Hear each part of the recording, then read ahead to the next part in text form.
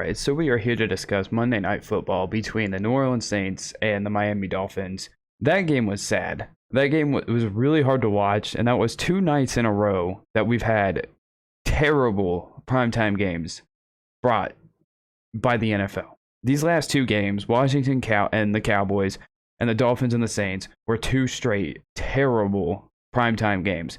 I really wish Monday Night Football had the option to flex games, or they would have flexed this game if they did have the option. I don't understand how the flex works because I feel like the NFL flexes the dumbest games, and their scheduling stinks, and they put some of the worst matchups on Monday Night Football. Obviously, they didn't know what they were expecting at the beginning of the season, but 2 back-to-back terrible games put on prime time. I know the last one was because of the Cowboys, and everybody watches the Cowboys, but like, what's the excuse for the Dolphins and the Saints to be on prime time? I'm just saying.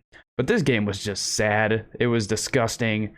It was sad. There's no other way to put this game, in my opinion. It was a very sad game. You had Ian Book, who the Saints were on like their 4th quarterback. They're missing half of their star offensive linemen were out. The offense had nothing going for them. Ian Book was 12 of 20, 135 yards, 2 interceptions. Alvin Kamara, who's obviously their best player on the entire team, couldn't get anything going. The Dolphins were just shutting down the Saints this entire game.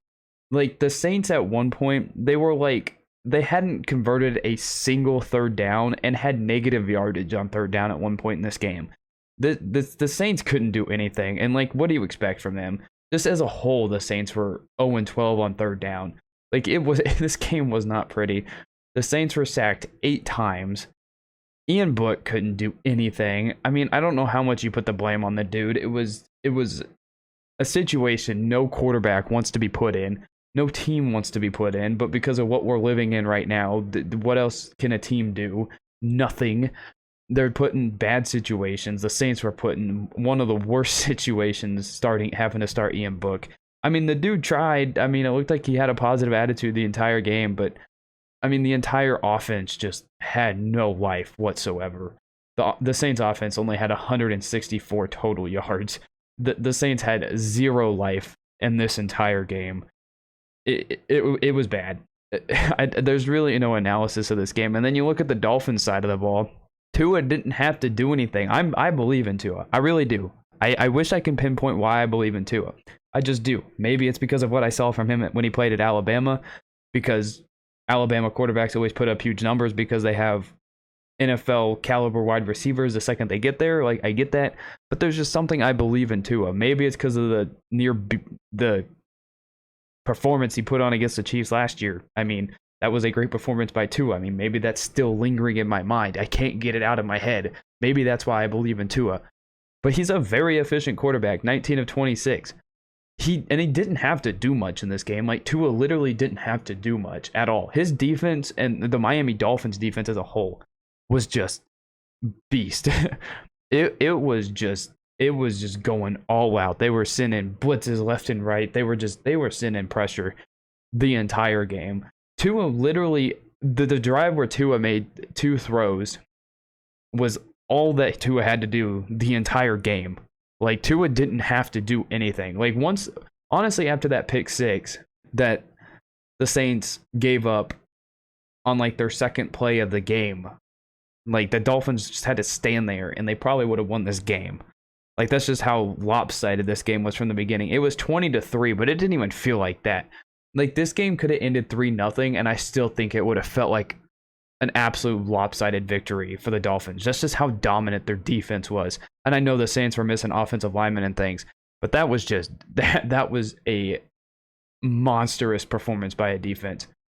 And then you have Jalen Waddle, who is slowly becoming a star in the NFL. His rookie year, he's one of the best wide receivers in football right now. Not even rookie wise, just as a whole, he's definitely a dependable guy, somebody that people will in the future might even consider an elite category. He's Tua's go-to target.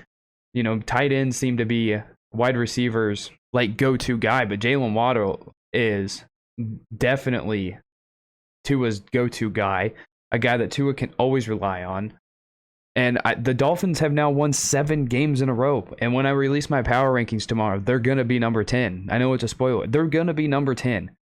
They're the only team, I think, and they said in NFL history that at one point in this season has lost 7 games in 7 games in a row, and then proceeded to win 7 in a row. So the Dolphins at one point lost 7 in a row, and now have won 7 straight. I mean, the offense isn't spectacular. Like I said, I'm a Tua believer. I'm going to believe in Tua until there's an absolute reason not to. Yeah, he had that interception. Fine. It seems like Tua has a weekly interception that's bad every single week.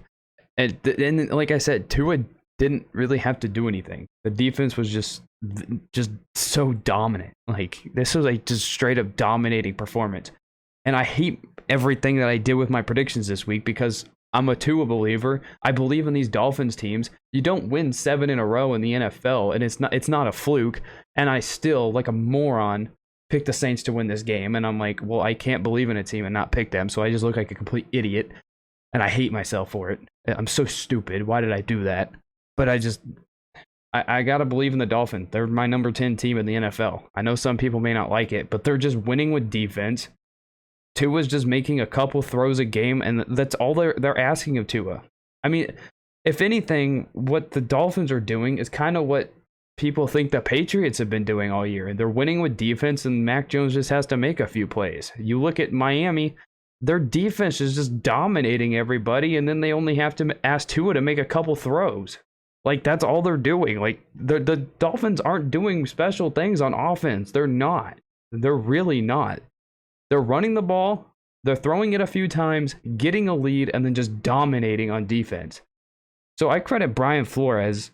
I credit this entire Miami staff. Like, holy crap, to go from 1-7 to 8-7, winning 7 in a row, and in a playoff spot, sacking your opponent 8 times, just being relentless. Like, this team has kind of been hot since that win against the Ravens.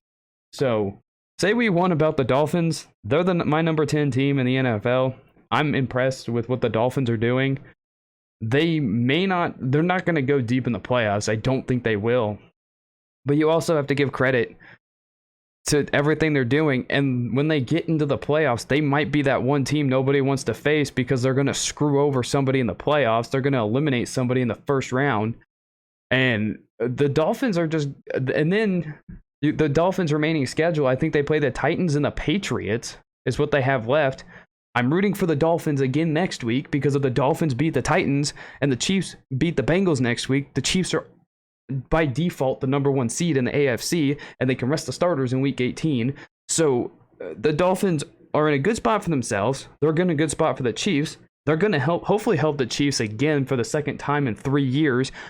And then they play the Patriots, who then they can just completely ruin the Patriots season. Like, the Dolphins, man, they are on a hot streak. If the Dolphins somehow end up winning 9 games in a row, like, this is that Brian Flores obviously has to be in contention for Coach of the Year. Like, if the Dolphins win 10 games in a row, Brian Flores is definitely in Coach of the Year conversation. To get your team from 1-7 to 8-7 now, heck, after this game, I think you can throw him in the conversation for that. Like, that's just how good Brian Flores is as a coach. Like, this game was awesome for the Dolphins. It was a sad game to watch on the Saints side of the ball. It was bad. Their offense couldn't get the ball moving. Alvin Kamara just looked frustrated the entire game. And Tua just had to make a few throws. But, I mean, what else? What else do the Dolphins have? I mean, I'll see them a little bit more explosive on offense. I mean, I could understand that. But, I mean, that's not who they are. They are just dominating with defense and dominating well. So that is my review of Monday Night Football between the Dolphins and the Saints. I'm impressed by the Dolphins, and that was a great win. Give me your thoughts down below of what you thought of this game, and I will see you in the next one.